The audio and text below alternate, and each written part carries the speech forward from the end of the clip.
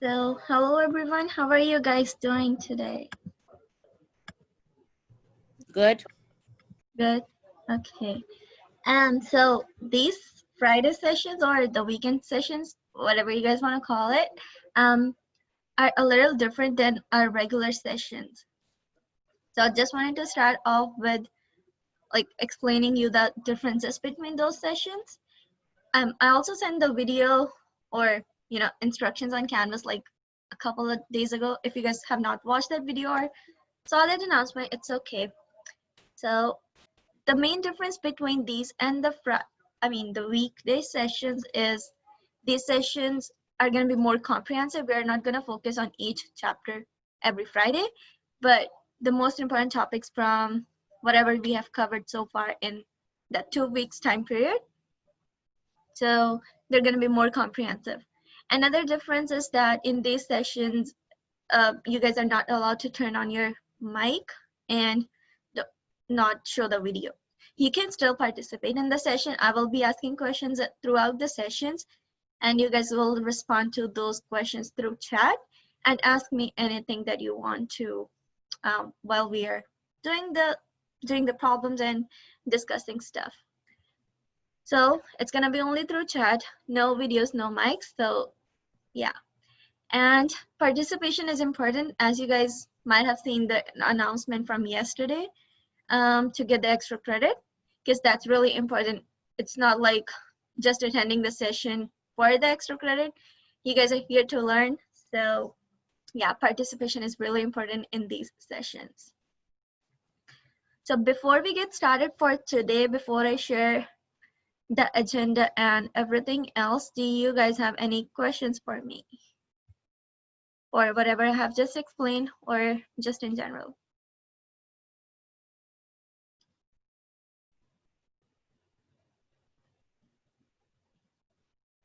No?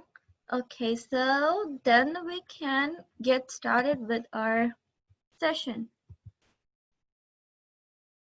So here is our agenda for today. So first we're then gonna do the check-in that I already did, so you guys don't have any questions. So okay, that no problem. That if you guys have any questions while we are in the sessions, feel free to ask me through chat. I will be monitoring that as well. Okay, and the next thing we are gonna do is for our chapter 4, which is the most important thing from chapter 4 is closing entries. So we are gonna go through the steps that we follow for that, and then we'll work on a problem together. I'll walk you through all the steps again. And then I'll give you a similar problem, very easy, very similar, just with different numbers and names, to do that in breakout rooms. And then I expect you guys to give me the solutions for that. And after that, we are going to move on to chapter 5, which is purchase and sales return. Basically, we are going to walk through the steps for that problem as well. Okay, so my first question for our today's session is, what are temporary and permanent accounts? You guys can respond, should respond in the chat with any names, any definition, whatever comes to your mind. Okay, Kathleen said temporary get closed out at the end of the period and the permanent don't get closed. Great, so thank you everyone for your participation for my first question. So all of you did, answered the question correctly, which is temporary accounts get closed at the end of the period, whereas the permanent accounts don't get closed, they go to the balance sheet. Some of you did mention few examples for temporary and permanent accounts. That's good, thank you everyone. So permanent accounts are all the assets, liabilities, and the stockholders' equity. Whatever appears in the balance sheet are permanent accounts, and they never get closed. We just carry forward their balance to the next year. Whereas the temporary accounts get closed at the end of the period, year, month, or whatever the company is. I mean, whatever their financial statement period is. It could be month, year, quarterly, or anything like that. And it includes all the revenues, expenses, and dividends account. So this is the stuff that you need to know for your closing entries. Okay, and there I have a little explanation of what we do in closing entries, and that is at the end of the accounting period, company transferred their temporary account balances to the permanent shareholders' equity account, retained earnings account by means of closing entries. And the closing entries are formally recognizing a ledger in the ledger the transfer of net income or loss and dividends to the retained earnings. So this basically means all the temporary accounts will be closed to retained earnings account. I mean the income summary account first, and then whatever the balance is, whether it's a net loss or net income, depending upon which side is greater, debit or credit, we then close that income summary account to retained earnings, which is our permanent account. And also dividends are treated separately from revenue, from expenses. The reason, okay, so next question for today is, what's the reason for not including dividends as an expense? Okay, so Kathleen said because they get paid out at the end of the period, not necessary to pay up dividends. Yes, these both answers are correct. So dividends are not an expense because we pay them out of our retained earnings. So they are part of the income or the retained earnings of the company. They're not just an expense. All right, so next thing is we're gonna discuss the steps for closing entries. So can anyone tell me what is the first step for closing entries? We have kind of discussed that in the previous slide. Closing revenues, yes, that is correct. First step is to debit our revenue account for its balance and credit the income summary. The reason we debit the revenues is that revenues have a normal credit balance. So in order to close them, we debit the balance. So to cancel the credit balance out, so we debit that account and credit it to the account, which is new account, only used for closing, and that is income summary. So based off that, what do you guys think would be the next step for our closing entries? Close expenses account. Yes. And we're going to do that in an opposite way, which is debit income summary and credit total expenses, because they have a normal debit balance. The expenses have a normal debit balance. After that, whichever side is greater, based off, okay, so if the credit side of the income summary is greater, which means our revenues are more than our expenses, then we can have profit. So to close that credit side of the income summary, we are going to debit the income summary and credit that revenue to retained earnings. That's our third step for our net income. If it's net loss, if it's the other way around, that means if the debit side of the income summary is greater than the credit side, then we are going to flip-flop this third entry. So debit retained earnings and credit income summary. And the last step is to close our dividends account. Dividends also have a normal debit balance. So in order to close them, we have to credit the dividend account and debit the retained earnings. Any questions for the steps that we follow for closing entries? Okay, any other questions?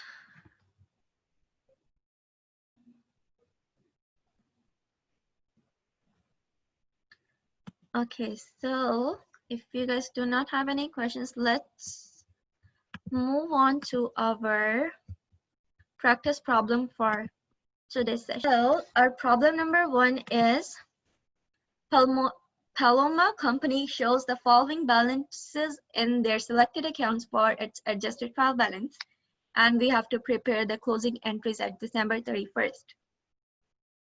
Take about few seconds, 30 seconds or something, and tell me what's gonna be our debit for our journal entry here, and for how much. You say debit service revenues. So yes, that is correct, debit service revenue. And for how much? For 108,000. Great. It is debit, and here we have credit. And what's gonna be our credit to?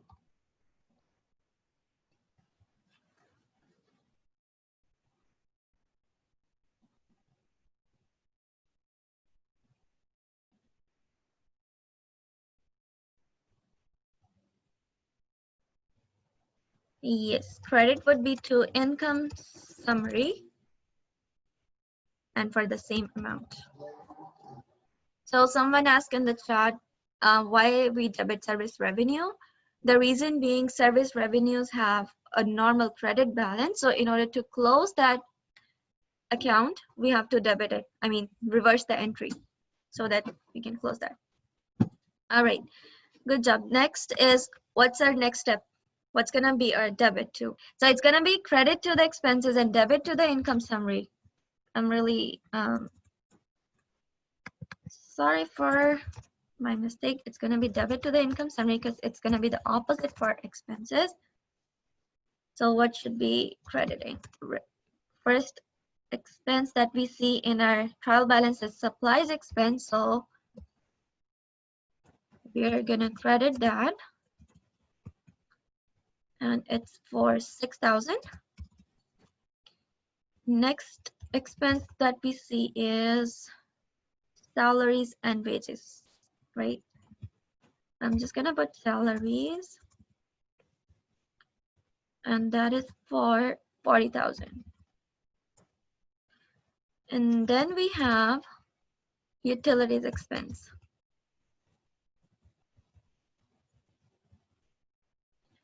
which is for 8,000. And the last one is credit rent, which is for 18,000. So can anyone do the total for me for the total expenses? And tell me what you guys got. Care about it, so yeah, it could be in any order. So yes, the total is 72,000. Thank you, everyone.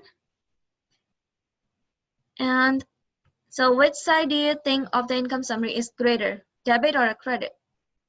Yes, credit side is greater. So to close the income summary, should be debit income summary or credit income summary if the credit is greater?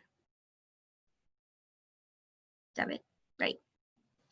Yes, so to close the income summary, we have to debit that. And can anyone tell me the amount for which we are gonna debit our income summary for? Okay.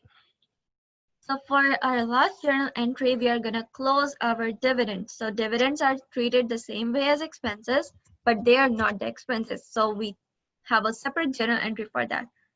So it's gonna be debit income summary. And oops, credit retained earnings. What's our amount for dividends again? It's 70,000. Okay. So that's it we do for our closing entries. So these are the 4 closing entries that you guys have to know from chapter 4. Okay, so let's discuss the answers. What did everyone got? So this was our problem. So what you guys got for the first journal entry? Just type in the chat. You can use short forms or yes, that is correct, which is debit income summary and debit service revenue and credit income summary for 50,000. Good job. And what do you guys got for second journal entry?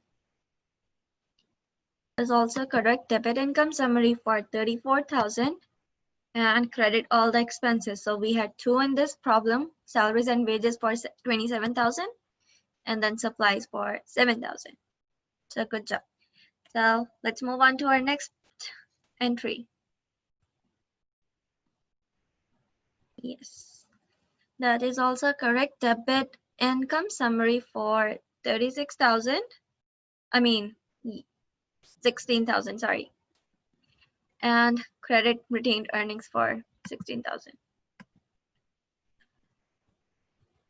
I'm not sure who got how you guys get debit income summary for 46,000. So would any one of you likes to just type in the chat the formula so we can know where you guys are stuck?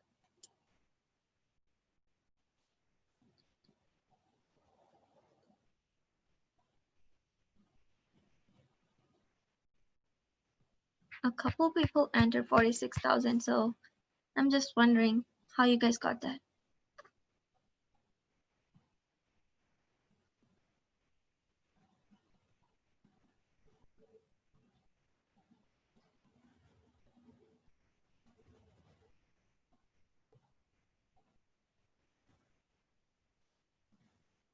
Yes, revenue minus expenses is equal to net income is correct. So,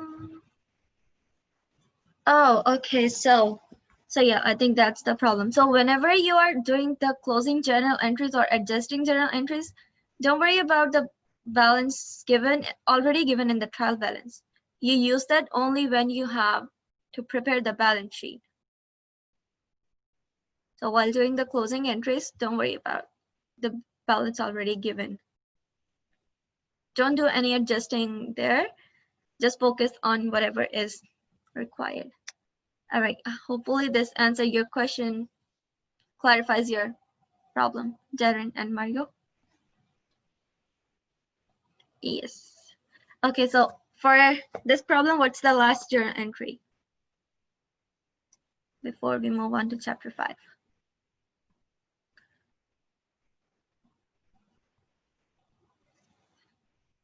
Yes, debit retained earnings and credit dividends for 2,000.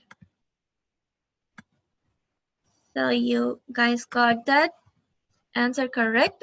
Any questions for closing entries before we move on to the chapter 5?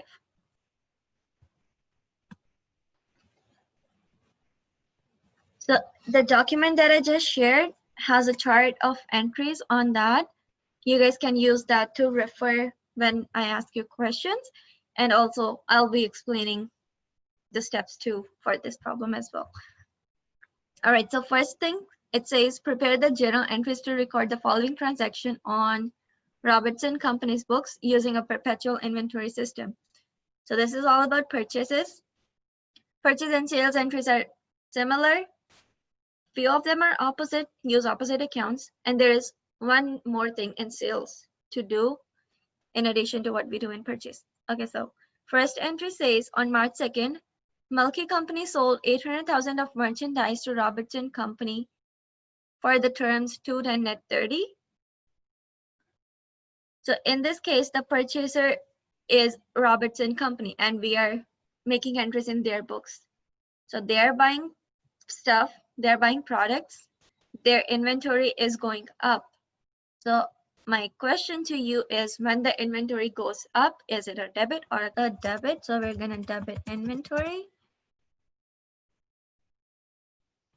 And credit would be to accounts payable because it does not say we paid cash to them.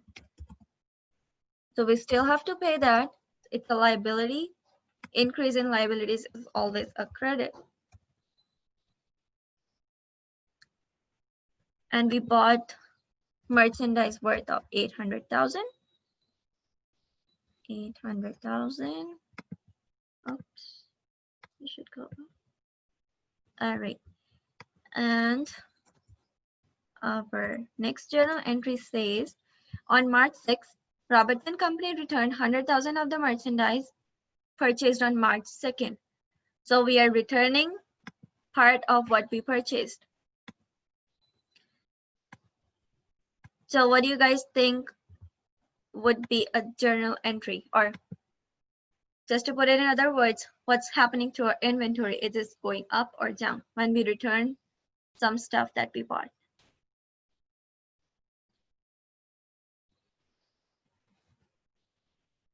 Down. That is correct. So we are going to credit our inventory for the amount that we returned, which is 100,000, and debit accounts payable because we are also reducing our liability for that amount, because we're not gonna pay them this much amount because we returned those goods.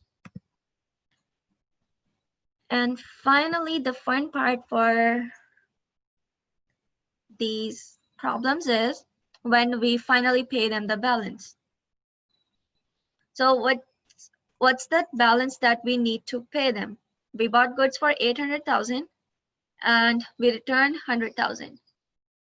Before we do any other calculations, what do you guys think is the minimum balance that we have to, the balance that we have to pay?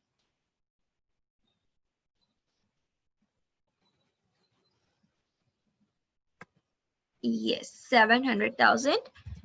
But this problem is not that simple. It is fun to do the stuff. Okay. So they say they have something like 210 net 30 here, which means they are giving us the discount, 2% discount on whatever amount that we have to pay if we paid them the balance within 10 days of the purchase. So do you think we qualify for the discount? We bought the goods on March 2nd and we are paying the money back on March 12th.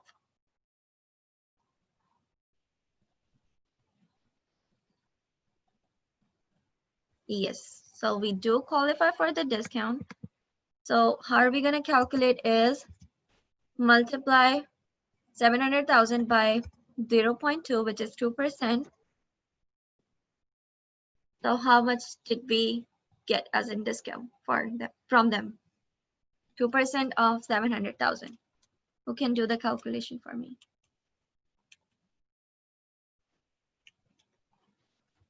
14,000, right?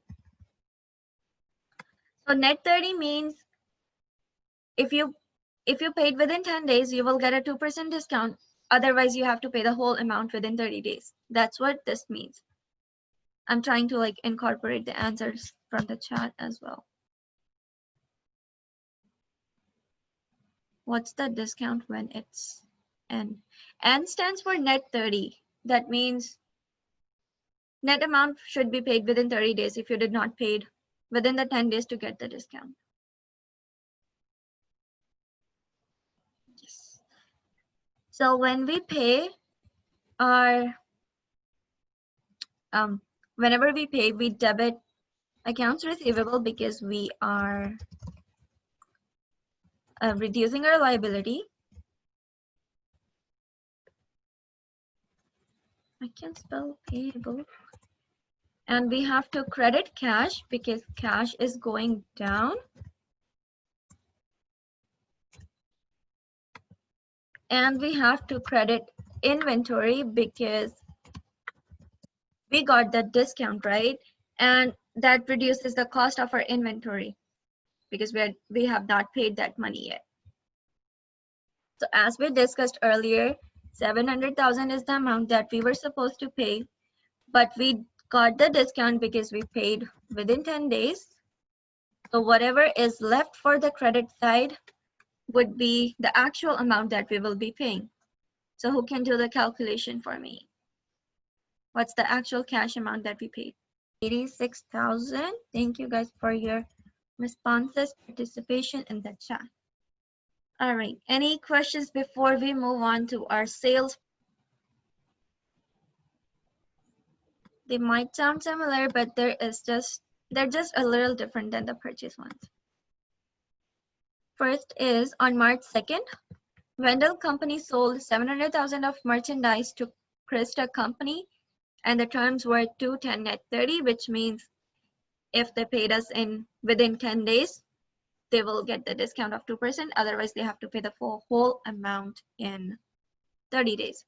So now we are entering the transaction from the point of view of seller. When we do not sell our merchandise on cash, what's the account that we debit? Just a simple chapter 2 journal entry question. When we do not sell our merchandise on cash, what's the debit? So I got few different answers in the chat. The correct answer is accounts receivable, which is an asset. Accounts payable is a liability. OUNT. And in this case, our asset is going up, which is accounts receivable, because we are expecting to receive that money in future.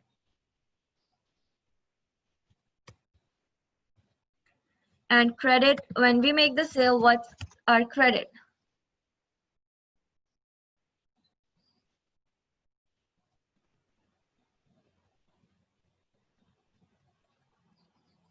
We are selling goods. Revenue? Yes, sales revenue. Revenue. And we are making the sales for 700,000. Okay, so here comes the part that is different from this purchase entries. So they say the cost of the merchandise sold was 460,000, which means in our inventory, this is the worth of the goods that we sold. We always sell goods on profit, right? We never sell goods from cost to cost, like in usual situations, but yeah, sometimes it does happen when we have to sell from cost to cost, but usually we add the profit and then get the sales revenue. But since we are doing our perpetual inventory, we have to reduce our inventory by that amount when we make the sale. So in that case, we have to debit a new account, which is called cost of goods sold. So this account is kind of self-explanatory. This means what's the cost of the goods that we are selling, which means by how much our inventory is going down. So since the inventory is going down, it's gonna be credit by 460,000. And our next journal entry is on March 6th. Krista Company returned 80,000 of the merchandise purchased on March 2nd, and the cost of the merchandise returned was 54,000. So like we did in our purchase entries, when we returned our goods, we reversed this entry, right? We decreased our accounts payable and increased our inventory. But here in this case also, we are gonna decrease our accounts receivable because we are no longer expecting them to pay us that amount for which they returned the goods. Receivables, forgive me for wrong spellings. Okay, so for how much are we getting back? 80,000. And our debit is gonna be to sales return.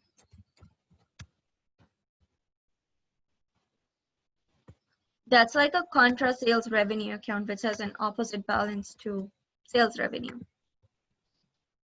So yeah, we are basically reversing this entry, but just having a contra sales revenue account debiting instead of debiting the sales revenue. Okay, so since we decreased our inventory when we made the sale, now we have to reverse this entry because we are getting some of the goods back. No trick question, nothing new, just reversing this entry.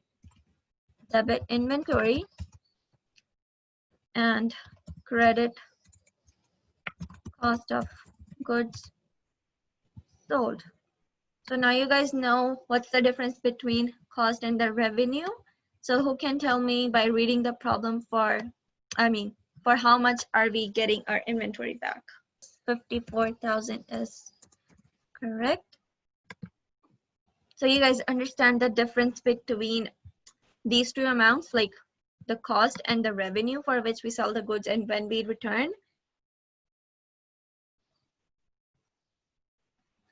Sell the goods, return, yes, okay.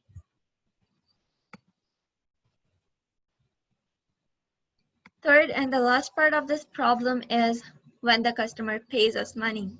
So we are getting cash, which is gonna be a debit, and credit is gonna be to accounts receivable, because we are decreasing those accounts receivable, instead we are getting the cash. So since we got the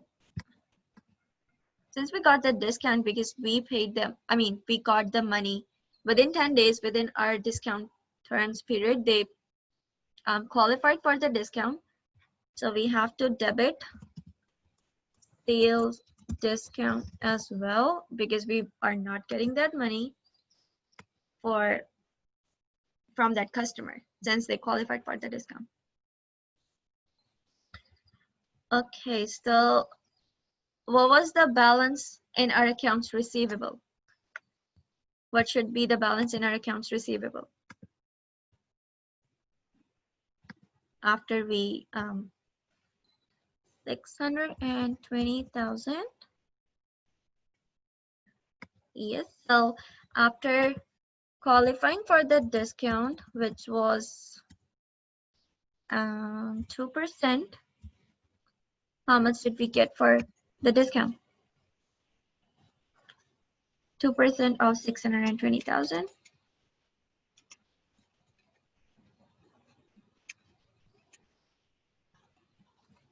12,400. And what's the cash amount that we get after subtracting the discount?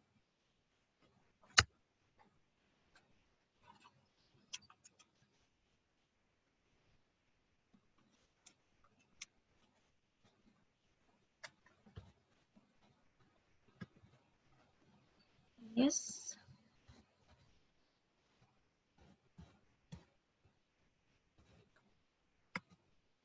So our discount was, okay, let me just write it here, 12,400.